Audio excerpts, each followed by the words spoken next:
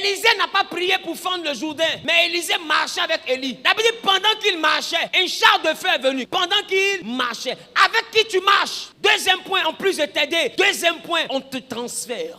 Il y a des gens qui vont faire que tu deviendras quelqu'un d'important et d'influent. Pourquoi? Parce que la personne est influente. Donc partout où elle passe avec toi, quand on t'associe à elle, à un moment donné, ses connexions deviennent tes connexions. Dis avec moi, Pierre et Jean montaient ensemble. Tu ne peux pas monter seul, tu dois monter avec quelqu'un. Ce quelqu'un n'est pas forcément un mari. Ce quelqu'un n'est pas forcément un ami, mais c'est quelqu'un que Dieu envoie dans ta vie pour une mission. Aussi longtemps que tu ne sais pas pourquoi Dieu envoie quelqu'un dans ta vie, ne chasse pas la personne. Il y a des gens qui viendront dans ta vie pour pourvoir, pour t'aider à réaliser des projets ou pour créer l'environnement qui va faciliter la mise en place de ton projet. Dieu a déjà préparé ces personnes de sa propre autorité pour te venir en aide, pour venir à la rescousse, pour venir te soutenir, pour venir t'aider. Donc quand Dieu dit je te donnerai une grande entreprise, il a déjà prévu des employés modèles, des gens loyaux, des gens dévoués. Par exemple, j'ai envie de te dire, tu peux avoir une bonne entreprise, si tu as le mauvais personnel, tu auras un mauvais résultat. Donc quand Dieu veut te bénir, il ne te fait pas du bien, il te donne de bonnes personnes. Il permet que ta comptable ne soit pas une voleuse. Il permet que tes commerciaux ne soient pas des tricheurs. Des gens qui font semblant d'aller en prospection, ils sont en boire une bière. À la fin du mois, tu le payes. Il permet que tu n'aies pas des personnes menteuses. Elle a vendu et puis ils sont payés en gros pour venir remplacer comme s'ils n'avaient rien vendu. Quand Dieu veut te bénir, il te donne un environnement de bénédiction. C'est tout un environnement que Dieu met en place pour que tu sois quelqu'un dans la vie. Et c'est avec ces personnes-là ensemble que vous allez y arriver. Jésus est venu sur la terre. Il avait l'onction, il avait les anges, il avait la puissance de Dieu. Il était Dieu fait chair. Mais il a choisi 12 personnes pour marcher avec eux. Parce que Jésus sait que la mission qu'il veut accomplir, il ne peut pas faire ça seul.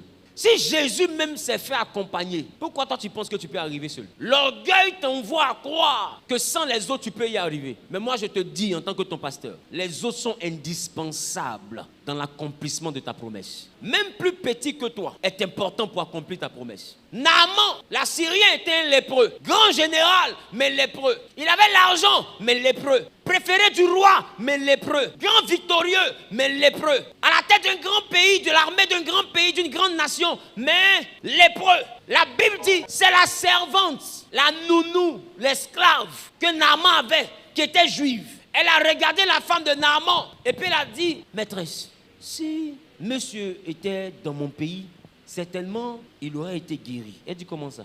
Elle dit, non, chez nous là-bas, il y a un prophète. Elle dit, quel prophète? Non, il y a un prophète. Si monsieur l'a rencontré, il sera guéri. Quand la femme a vu son mari le soir, elle dit, chérie, la fille qui est ici l'a dit que l'herbe tu as là, chez eux là-bas, il y a quelqu'un qui soigne ça. Naaman allait voir le roi. Dit au roi, il faut dire à Israël que le prophète qui est là-bas, qui guérit là, tu m'envoies là-bas. Et le roi a écrit au roi d'Israël pour dire, je t'envoie Naaman, mon général, pour que tu le guérisses. C'est pas par là. La Bible dit, le roi a pleuré, il dit, mais c'est quelle affaire de guerre ça? Est-ce que moi je peux guérir quelqu'un? En réalité, le roi ne veut pas chercher le roi. Le roi cherche le prophète. En menaçant le roi, il sait que le roi va montrer le prophète. Donc il donne un message de menace. Et quand le roi rassemble son conseil, le prophète compris, il présente la situation. Et maintenant Élisée dit, laisse-le venir. Il saura qu'il y a un prophète en Israël. L'objectif est atteint. C'est quelqu'un qui connaît quelqu'un, qui connaît quelqu'un, qui connaît celui qui va t'aider. Mais je veux te faire remarquer qu'elle était esclave. Maintenant, si la femme de Naaman se jouait trop les grandes patronnes, elle conspire le personnel. Elle est comme ça. Envoie de l'eau. Oui, madame. Dépose de l'eau. Oui, madame. Prépare la sauce. Oui, madame. Je veux du riz. Lave les enfants. Essuie la cuisine. Viens ici. Va là-bas.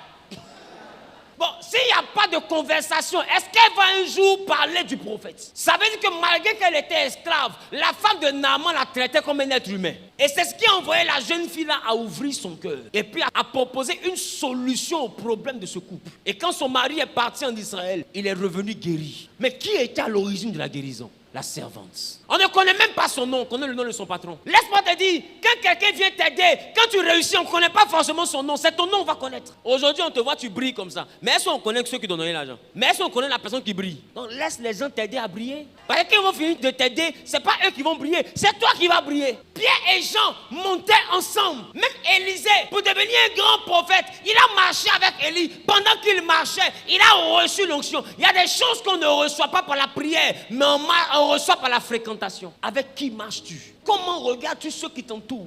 Ton téléphone, là, les contacts qui sont dedans, qu'est-ce que tu en fais?